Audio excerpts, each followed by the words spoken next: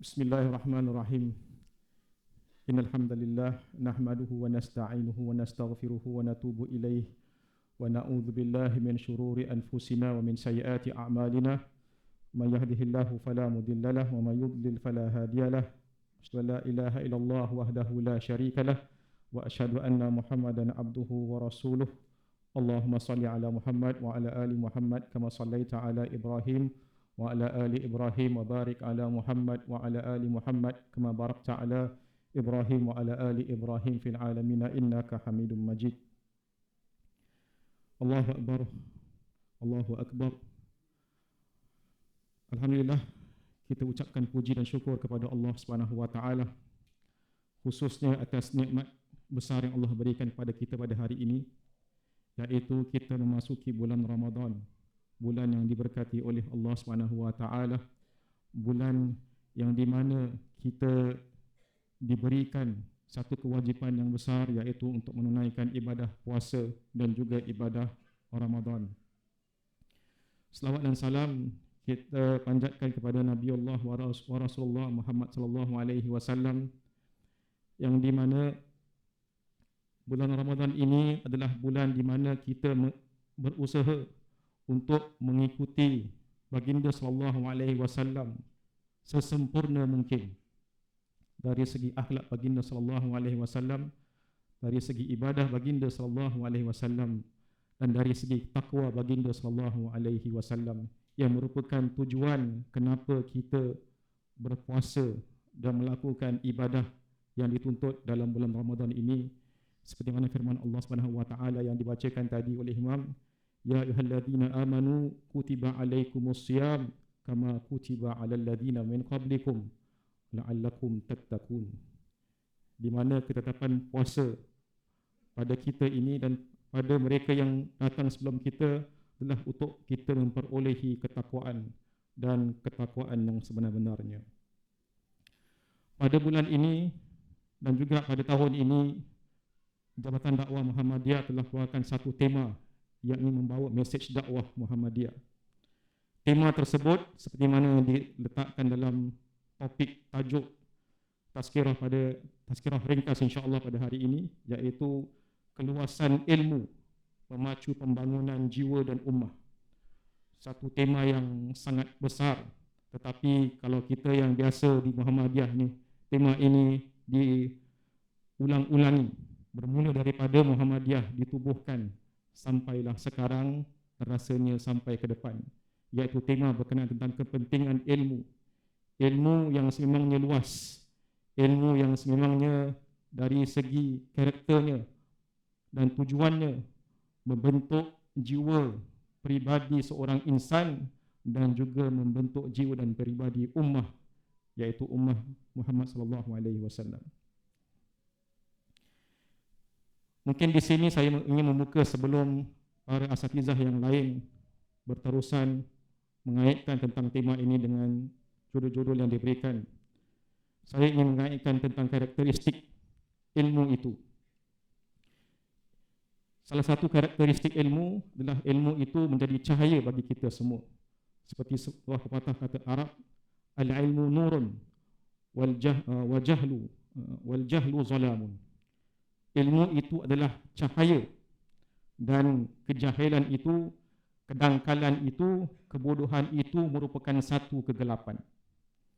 Dan hakikatnya diri kita yang sebenarnya hidup di dunia ini yang melalui bermacam bentuk cabaran, bermacam bentuk ujian dan cubaan, kita perlu melaluinya dengan ilmu. Dan kita perlu laluinya dengan ilmu yang menyinari kita, memberikan kita sinaran untuk mencari jawapan-jawapan tertentu dalam kehidupan kita ini. Maka ilmu yang menyinari adalah ilmu yang sebenarnya kita cari, dan ilmu yang sebenar-benarnya adalah datang daripada Al-Quran dan juga datang daripada sunnah Nabi sallallahu alaihi wasallam. Dan seterusnya, ilmu juga adalah yang membedakan antara darjat seorang insan.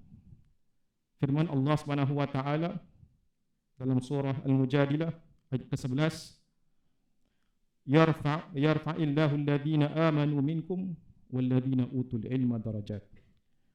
Allah akan meninggikan darjat orang-orang yang beriman di antara kamu dan orang-orang yang diberi ilmu beberapa darjat. Kita manusia, Allah berikan kesempatan untuk menjadi yang terbaik di antara kita semua. Kita menjadi terbaik salah satunya disebabkan oleh takwa kita. Kita menjadi yang terbaik antara satu sama lain disebabkan oleh juga dengan iman kita. Dan salah satu perkara yang membezakan kita dari segi darjat di sisi Allah SWT dan juga di sisi manusia adalah ilmu pengetahuan yang kita perolehi dan juga yang kita amalkan. Dan ini jelas dalam ayat ini menunjukkan darjat kita akan ditinggikan dengan ilmu yang kita punyai. Dan sebaik-baik ilmu adalah ilmu yang datang daripada Allah SWT, ilmu yang menginsafkan kita, ilmu yang menjadikan kita orang yang bertakwa, dan ilmu yang menjadikan kita baik di sisi Allah dan mendapatkan kebaikan di dunia dan akhirat. Dan seterusnya antara karakteristik ilmu adalah ilmu itu bersifat luas. Ilmu tidak berbentuk simplistik. Ilmu tidak berbentuk kecil. Ilmu adalah satu perkara yang besar, perkara yang luas, perkara yang bercabang dan juga perkara yang mendalam.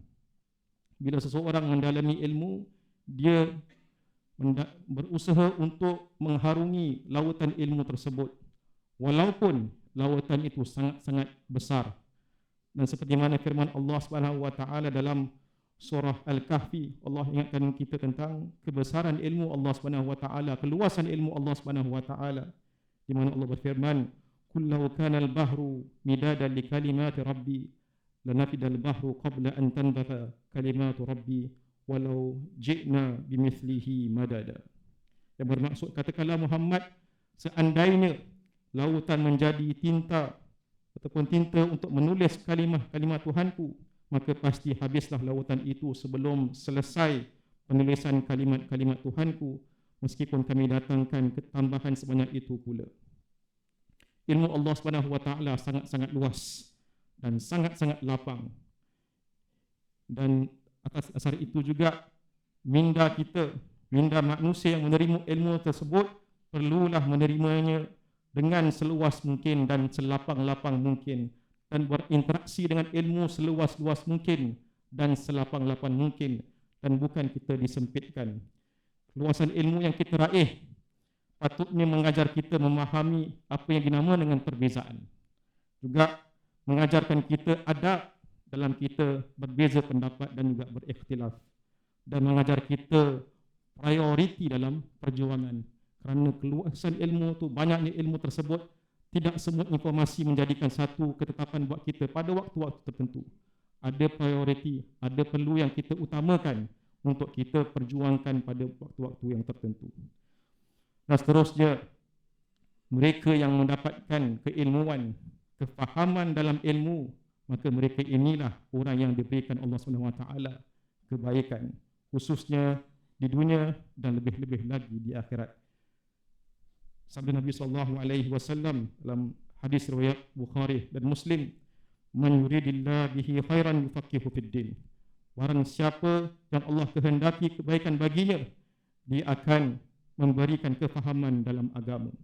Walaupun hadis ini berbentuk secara individu, mereka yang Allah berikan kebaikan baginya secara individu akan melalui kefahaman agama akan mendapatkan kebaikan sebagai seorang Muslim yang sejati, seorang Muslim yang bertakwa.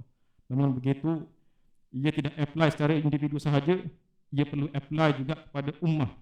Maka ummah yang mendapatkan kefahaman agama yang baik, sekumpulan manusia yang mendapatkan kefahaman agama yang baik, yang dengan agama tersebut dan juga kefahaman tersebut, dia mengamalkannya dengan bersungguh-sungguh, dengan niat kebaikan, maka ia akan memberikan kebaikan dan impact kepada mereka yang berada di sekelilingnya, termasuk khususnya manusia-manusia yang mungkin beriman dengan Allah SWT dan juga tidak beriman dengan Allah SWT.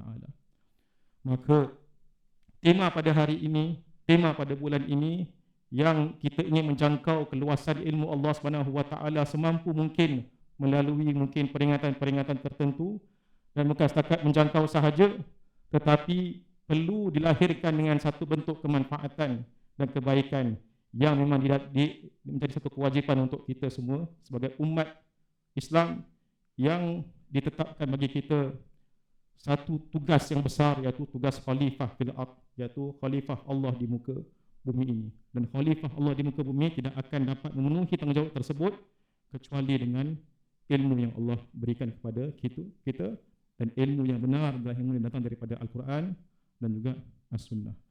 Maka dengan itu marilah kita hayati ilmu Allah Subhanahu wa taala, khususnya pada bulan Ramadan ini.